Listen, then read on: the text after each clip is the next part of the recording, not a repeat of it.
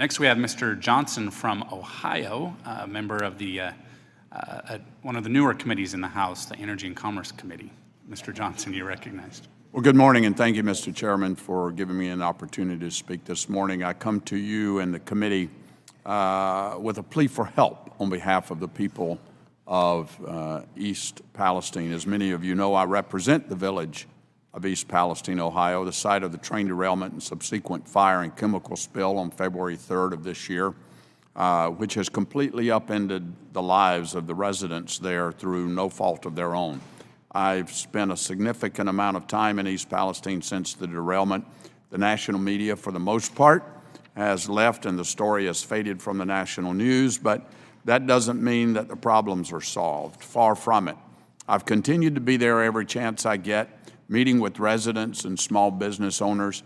Later this month, I'll be hosting an Energy and Commerce, Environment, Manufacturing, and Critical Materials Subcommittee field hearing in the village, where we'll hear from the EPA officials, community leaders, and the railroad regarding what happened, the ongoing cleanup efforts and actions being taken to address environmental and health concerns. As you would expect, many residents have taken a financial hit due to this disaster. We in Congress have an opportunity to play a meaningful role in helping them out. Back in March, I introduced H.R. 1270, a bipartisan piece of legislation called the East Palestine Tax Relief Act. Co-sponsored by two members of this committee, this bill ensures those that were thrust into this unfortunate situation will not have to pay taxes on any relief payments they've already rightfully received or will receive in the future relating to the accident. This includes direct payments from the railroad, any subsidiary, insurer, or agent of Norfolk Southern or any local, state, or federal agency.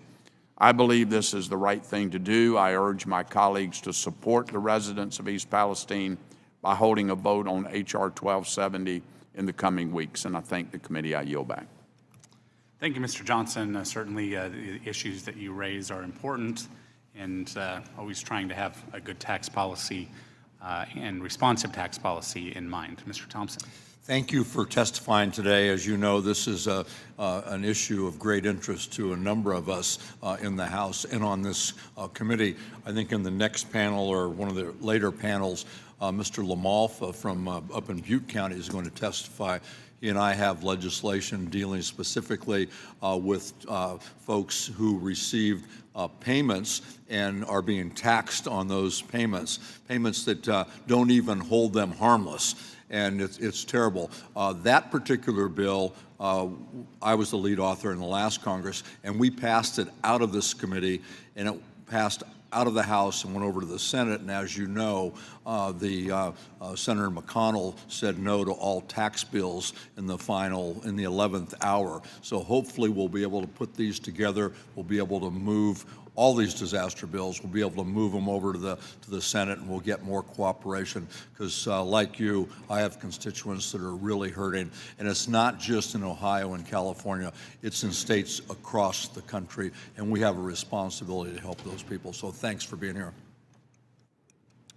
Thank you. Thank you, Mr. Johnson, for your input today.